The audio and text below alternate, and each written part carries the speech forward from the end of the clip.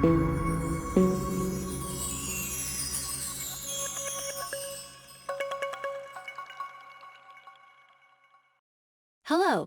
Welcome to Rise and Bust. In today's episode, we will see another rise and bust story.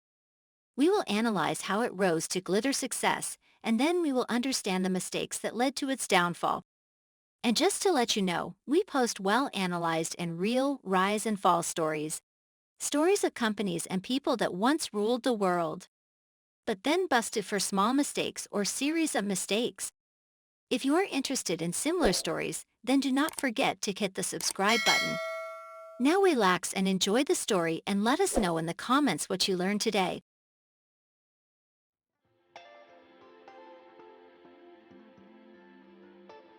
Penny Opco LLC, known as JCPenney, is a chain of mid-priced American department stores with 667 locations in 49 U.S. states, including Puerto Rico.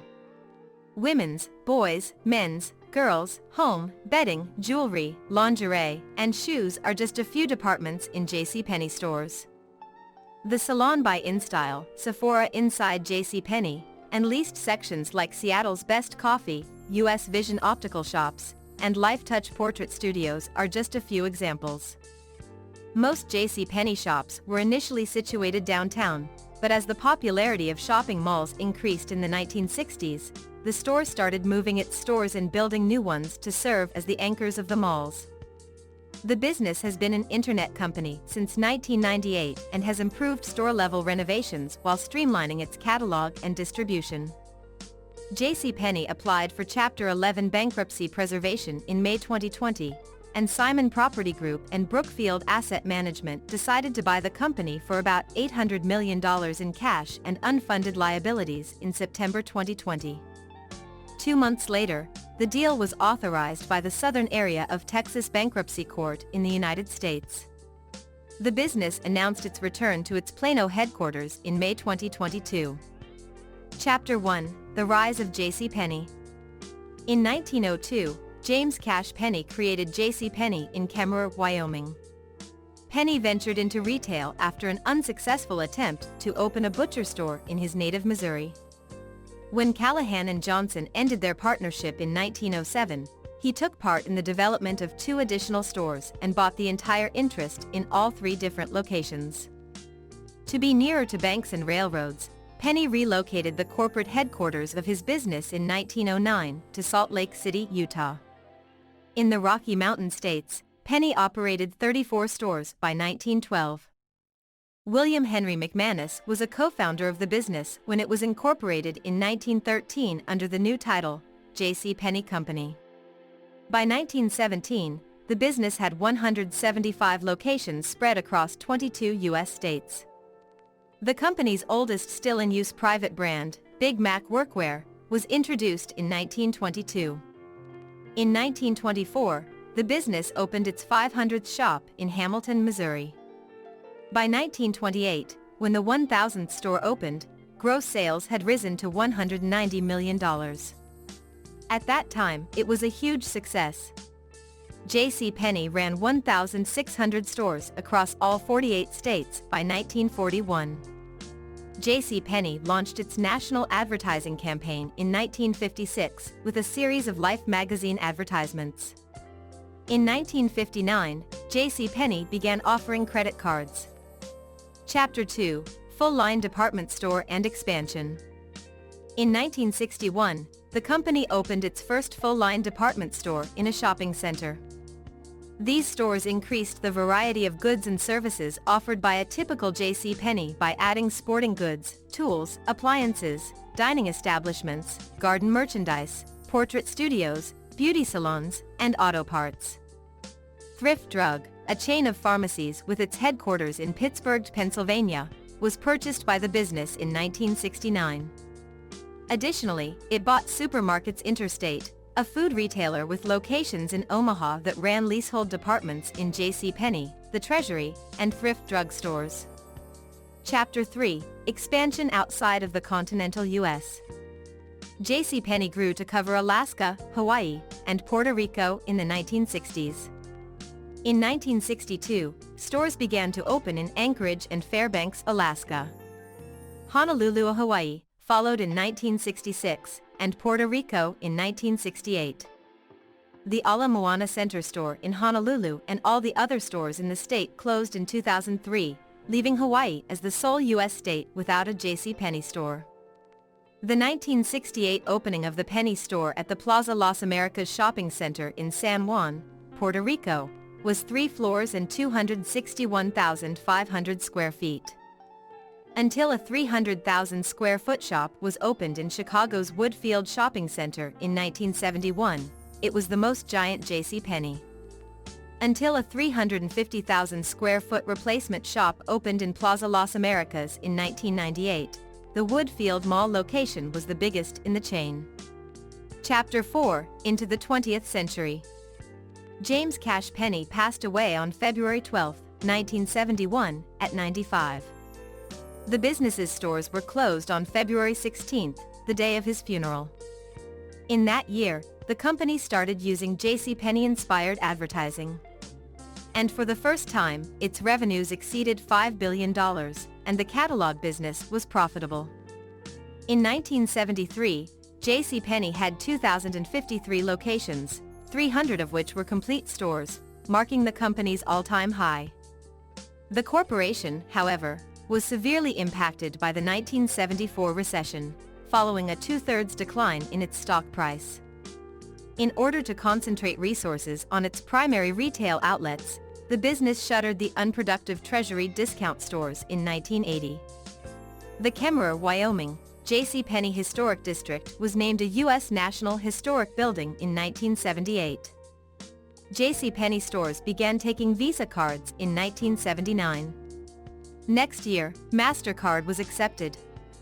In 1983, JCPenney sold its automobile centers to Firestone and closed its sections for appliances, hardware, outdoor gear, and car centers. The same year, JCPenney and clothing designer Roy Halston agreed to a 6-year, $1 billion contract to market a line of reasonably priced apparel, accessories, perfumes, and cosmetics, ranging from $24 to $200. The Halston 3 series, which was cancelled just after a year due to weak sales, would not last very long. All JCPenney shops had stopped selling guns by the middle of the 1980s. Before this, JCPenney sold shotguns and rifles that bore the JCPenney logo but were made by various reputable gun manufacturers. JCPenney discontinued selling tools, lawnmowers, and other outdoor goods in the 1980s. JCPenney entered Indonesia between 1995 and 1998 as a joint venture with Lippo Group. This particular JCPenney store solely sold clothing for adults, women, and children. Due to the 1997 Asian financial crisis, JCPenney Collections began planning to close all of its stores in Indonesia. Chapter 5, The 21st Century. JCPenney shuttered 44 underperforming stores at the beginning of 2001. The business opened 3 locations in strip malls across Texas, Minnesota, and Indiana in 2003. With the selling of its Eckerd subsidiary, the company opened 14 more locations and left the drugstore business after 35 years. Additionally, the business sold Grupo Carso its 6 locations in Mexico. JCPenney's online storefront crossed the $1 billion revenue threshold for the first time in 2005. By the end of June of that same year, the company generated $260 million from selling its Latin American footholds. The business introduced the Ralph Lauren-created American Living brand across several product lines in February 2008. JCPenney expanded their home range that summer by introducing the Linden Street brand. The JCPenney Junior Men's Department had upgrades in July 2009 and an expansion of its in-house brand Decree. Although JCPenney claimed that no consumer credit card information had been stolen, Albert Gonzalez's defense attorney declared in August that the retailer had been the victim of a computer hacker. Ron Johnson, who had overseen Apple retail locations during a rapid expansion, was named the company's new CEO by JCPenney in June 2011. The business announced intentions to reduce its employment in April 2012, including the closure of a contact center in Pittsburgh and the layoff of approximately 13% of its Dallas home office staff. On April 30, 2012, numerous managers, supervisors, and long-tenured workers were let go. JCPenney announced to close 33 underperforming locations and lay off 2,000 staff members on January 15, 2014. Chapter 6: The Fall of JCPenney. JCPenney said in January 2015 that it would liquidate 39 failing locations nationally and lay off 2,250 staff members. JCPenney completed a leaseback sale of its Plano, Texas, headquarters location and surrounding land to Drain Opportunity Partners in January 2017 in order to continue operating there. JCPenney published a list of 138 stores that would shut by the end of the month on March 17. JCPenney cut its annual predictions in May 2018 after reporting an estimated loss of $69 million for the first quarter, which was worse than Wall Street had anticipated. The business declared in 2018 that it would eliminate 360 positions from its corporate offices and retail locations. JCPenney's stock price went below $1 per share on December 26.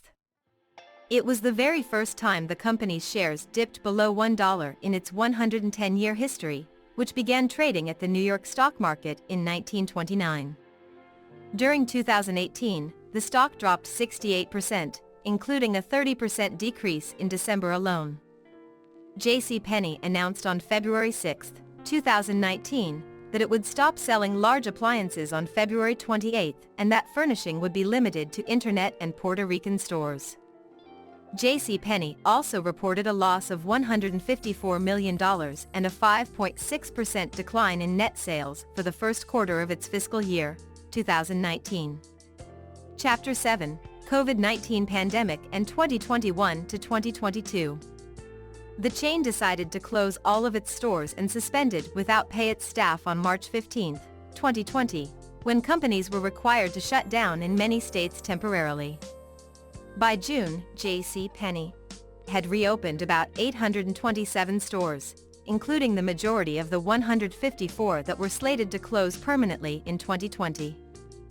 Final closing sales were also taking place at these reopened stores.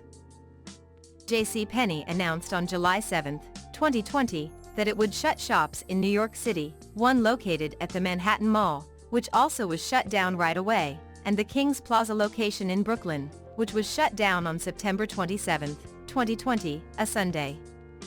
JCPenney announced in December 2020 that 15 more stores would close in March 2021.